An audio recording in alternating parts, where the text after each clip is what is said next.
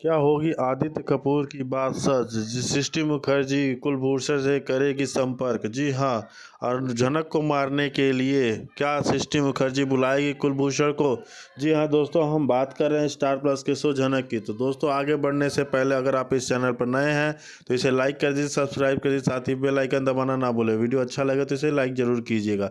चलिए आगे बढ़ते हैं दोस्तों। जैसा कि हम शो में प्रोमो में देख रहे हैं कि सृष्टि मुखर्जी है जो कि कुलभूषण को कॉल करती है और उसे बोलती है कि तुम यहाँ कलकत्ता आ जाओ, क्योंकि तुम्हें झनक को अब जहाँ निपटाना है। क्योंकि झनक जो है मेरी बेटी की खुशियों को आग लगा रही है, उसके जीवन में इतना दखल दे रही है कि अनिरुद्ध जो है उस अर्शी को छोड़ के जा रहा है और झनक से शादी करने के लिए तैयार हो गया है। झनक और अनिरुद्ध की शादी से पहले मैं चाहती हूँ कि तुम उसको निपटा दो, ताकि ये शादी ना हो पाए और जो ये मेरी बेटी की ज़िंदगी बच जाए, बर्बाद होने से बच जाए और उसकी लाइफ फिर से सेटल हो जाए अनिरुद्ध के साथ। जी हाँ, क्योंकि मैं नहीं चाहती कि मेरी बेटी की ज़िंदगी बर्बाद हो और ये जो झनक नाम की बला है मेरी बेटी की ज़िंदगी से चली जाए, अनिरुद्ध से दूर हो जाए और अनिरुद्ध और अर्शी अच्छे से एक साथ रह सकें। वेल दोस्तों, कई खबरें आ रही हैं कि सृष्टि मुखर्जी जब से अपनी बेटी को इस हालत में देखा है तब से काफ़ी ज़्यादा बेचैन हो गई है। रिवेंज लेना चाहती है झनक से। वेल, उसने पहले भी झनक को मारने की कोशिश की है, जान से उसे ख़त्म कर देने की कोशिश की है, लेकिन यहाँ पे जो झनक हर बार बच जाती है। लेकिन कई खबरें ऐसी आ रही हैं कि कुलभूषण को दोबारा से एंट्री होने वाली है। हाँ दोस्तों, ऐसी खबरें आ रही हैं कि वह जल्द से जल्द कुलभूषण को यहाँ बुलाएगी और उसे साथ प्लानिंग करेगी कि मुझे झनक को ख़त्म करना है, उसकी शादी अनिरुद्ध से नहीं होने देंगी। दोस्तों, आपने बोस हाउस में देखा कि अर्शी मुखर्जी खुद को बहुत ज़्यादा बेबस और लाचार महसूस कर रही थी, ऐसा मानो कि झनक ने उससे सब कुछ छीन लिया हो। वेल दोस्त, बोस हाउस से बहुत से ऐसे मेंबर्स हैं जो उसने रोका चाहते थे, लेकिन क्या करेगी वह यहाँ रुककर, जब अनिरुद्ध उससे प्यार ही नहीं करता। जब जब अर्ची यह बात सुनती है तो उसे बहुत बुरा लगता है, लेकिन जब से अनिरुद्ध ने अपनी शादी का ऐलान किया है झनक के साथ, वह बहुत ज़्यादा बेचैन हो गई है। ऐसा मानो अर्शी बहुत ज़्यादा अंदर से तड़प रही है और वह वहाँ से रहना नहीं चाहती, क्योंकि उसे घुटन हो रही है। तनुजा यहाँ अपने बेटे अनिरुद्ध से कहती है कि अनिरुद्ध, क्या बात है, क्या कोई प्रॉब्लम है, क्या ये लड़की ब्लैकमेल कर रही है?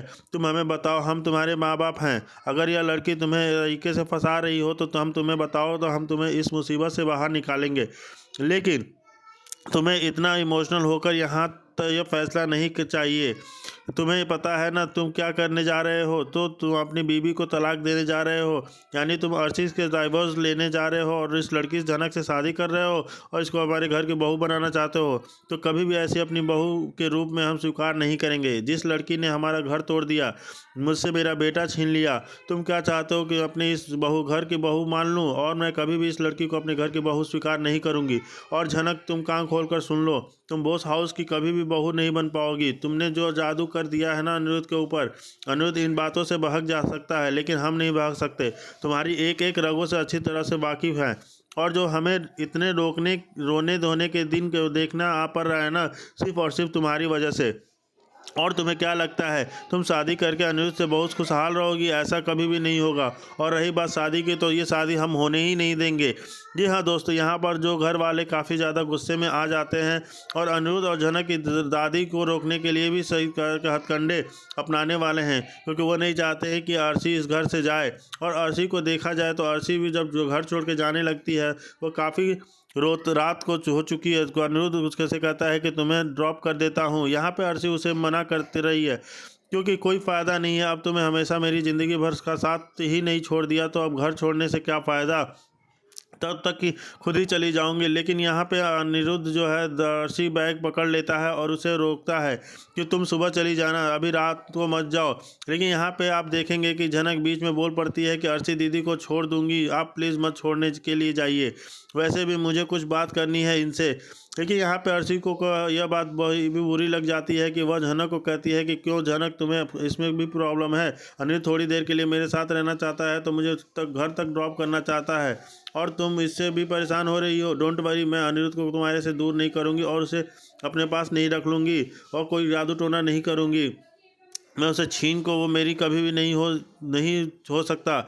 छीन क्या, थोड़ी देर के लिए अनिरुद्ध अगर ड्रॉप भी कर देगा तो यह मेरी थोड़ी ना होगी जाएगी। लेकिन फिर भी देखेंगे यहाँ पे टोन कहता है कि किसी को ड्रॉप नहीं करेगा, मैं अर्शी को ड्रॉप कर देता हूँ। लेकिन यहाँ पे गुस्से में अर्शी भड़क पड़ती है और कहती है कि कोई ज़रूरत नहीं है, किसी को भी मदद की ज़रूरत नहीं है, मैं खुद भी चली जाऊंगी, कोई छोटी बच्ची नहीं हूँ। साथ ही यहाँ पे जब छोटौन भी भड़कती है, क्योंकि छोटौन भी हमेशा जनक का ही साइड लेता है। अर्शी यहाँ छोटौन को कहती है कि मुबारक हो छोटौन, आप तो खुश हो गए ना, अब आपकी जो मन था वो पूरा हो रहा है, अब जनक अनिरुद्ध शादी कर रहे हैं, आपके जो अरमान थे वो सज गए हैं और अपनी भतीजी की शादी के लिए जाइए, तैयारी करिए ना, आप पूरे कर लेना जो जो, आप बहुत खुश होंगे ना। मैं तो जा रही हूँ घर हमेशा के लिए, हमेशा के लिए छोड़कर, अनिरुद्ध की लाइफ से हमेशा के लिए रहूंगी दूर। अब खुश रहिए, आप तो चाहते ही थे जनक इस घर की बहू बन जाए। तो फाइनली एंड में ये सब होनी जो वाली है।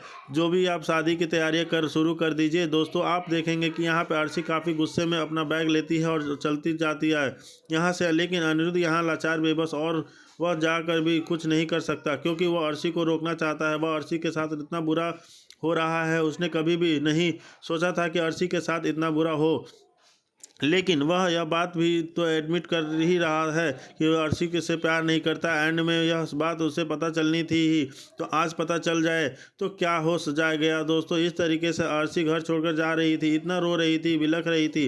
जी दर्शक भी अपनी राय में यूज़र कहते हैं कि अर्शी को रोवर एक्टिंग को झेल नहीं पा रहे हैं। मेकर्स अर्शी को इतना इम्पोर्टेंस दे रहे हैं, ऐसे भी होती अर्शी और अनिल जोड़ी बहुत ज़्यादा घटिया और चीप है लगती है और नहीं चाहते हैं वो दोनों एक साथ रहें। दोस्तों यहाँ दूसरे यूजर्स का मानना है कि अरे भाई जाने दो, और इतना जानना चाहती है तो जाने दो, उसे रोकने की क्या ज़रूरत है। यह डायलॉग दूसरे एपिसोड में नहीं करती है। अनी ने छोटौन से बोल दिया कि अर्शी मुझसे प्यार करती है और झनक से बोला कि अर्शी मेरे लिए पॉजिटिव है, प्यार नहीं कर, फिर भी बोला अर्शी मुझे सच्चा प्यार नहीं करती, हम इससे क्या विश्वास करें। ऑडियंस गजनी और मेकर्स पागल हो जानी। यहाँ पे दर्शक काफ़ी ज़्यादा भड़क रहे हैं क्योंकि अनिरुद्ध के यहाँ पे डायलॉग्स हैं, एक दिन कुछ और होता है, दूसरे दिन कुछ और होता है, तीसरे दिन कुछ और होता है, तो चौथे दिन कुछ और होता है। अनिरुद्ध अपनी बात पे टिकता ही नहीं, वो बिन पेंदी का लोटा क्या हो गया है, जैसे कि इधर कभी उधर लुढ़कता कभी इधर लुढ़कता है। अनिरुद्ध इस डिसीजन की वजह से सारा का सारा ब्लेम जो है जनक के ऊपर डालेगा हमेशा की तरह, क्योंकि दोस्तों यह सीरियल में जो कुछ भी होता है, कोई भी किसी के खिलाफ साजिश रचता है, उसमें सबसे पहले जनक का ही नाम फंसाया जाता है। यहाँ पे वे जनक का ही नाम लेने वाले हैं सब लोग। यह एक एक करके बोस फैमिली के पास तो बहुत सॉलिड रीज़न है जनक के ऊपर ब्लेम करने के लिए। ये लोग जो खूब ताने देते वाले हैं, फाइनली तुम्हें अपनी बहन का घर तोड़ ही दिया। तुम तो बहुत ढिंढोर पीटती करती थी ना कि अपनी बहन के बीच नहीं आऊँगी नहीं आऊँगी, आज कैसे आ गई अपनी बहन की खुशियों के बीच। नहीं लगाना चाहती थी, उसकी खुशहाल ज़िंदगी बर्बाद नहीं करना चाहती थी ना। फाइनली यह सब कुछ हो तुम कर ही रही हो। जनक इतना नाटक करने की कोई ज़रूरत नहीं है, इतना मासूम बनने का भी कोई ज़रूरत नहीं है। करो तुम महसूस, मैं ऐसा होने नहीं दूंगा। बोस फैमिली के मेंबर्स बोलते हैं बड़ी लड़की तुमने हमारा घर तोड़ दिया, हम सबकी ज़िंदगी बर्बाद कर दी, और तुम चाहती हो कि तुम शादी करके तुम्हारी ज़िंदगी खुशहाल हो जाएगी।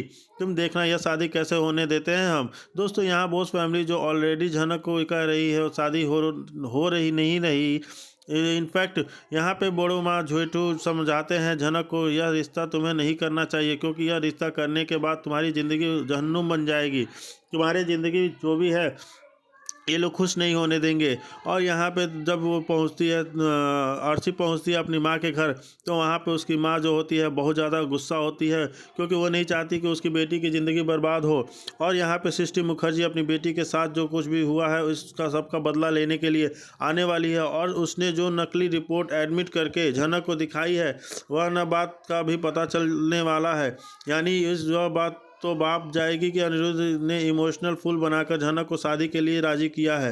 तो अब जो तो शादी का सपने संजो रहा है ना, उसने मुझे धोखा देकर सोचता है कि अपनी ज़िंदगी बना लेगा, ऐसा मैं होने नहीं दूंगी। और यह बात तो आप काफ़ी टाइम से सुन ही रहे हैं कि अर्शी आएगी, प्रेगनेंसी का बम फोड़ देगी, वो तो होगा ही, लेकिन साथ में एक और बहुत बड़ी सरप्राइज़ है जो वो अनिरुद्ध को देने वाली है। दोस्तों अपनी बेटी को ऐसी हालत में देखकर अनिरुद्ध और जनक के शादी में आएगी और बहुत ज़्यादा बवाल क्रिएट करेगी सृष्टि मुखर्जी। इस चीज़ तो बिल्कुल भी बर्दाश्त नहीं करेगी और झनक को जान से मारने की कोशिश करेगी। कुलभूषण के साथ यह तो सब कुछ कर पाती है, यानी फिर नहीं कर पाती है।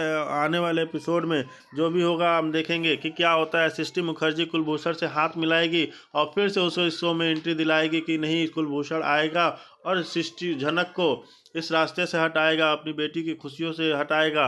वो नहीं चाहती कि झनक की शादी हो और उसकी बेटी की ज़िंदगी बर्बाद हो। इस सब चीज़ के लिए वो करेगी कुलभूषण को कॉल और कहेगी कि आओ जल्दी यहाँ पे और झनक का काम निपटाओ, क्योंकि वो मेरी बेटी की खुशियों को ग्रहण लगा रही है। और दोस्तों, अगर आगे के एपिसोड में हम आपको बताएंगे कि आगे क्या होता है। अगर आप इस चैनल पर नए हैं तो इसे लाइक कर दीजिए, सब्सक्राइब कर दीजिए, साथ ही बेल आइकन दबाना ना भूलें। और जो वीडियो अच्छा लगे तो शेयर ज़रूर कीजिएगा, लाइक ज़रूर कीजिएगा। धन्यवाद दोस्तों।